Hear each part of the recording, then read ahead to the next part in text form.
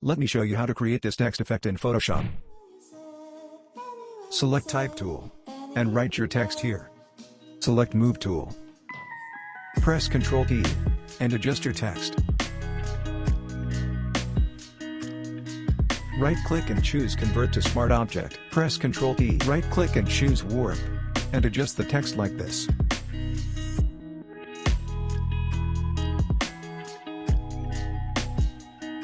Press Ctrl+J to make duplicate. Put this layer on top. Hide this layer. Hold Alt and click here to create clipping mask. Unhide this layer. Add layer mask. Press Ctrl+I to invert. Choose Brush tool. And follow the settings. Start brushing.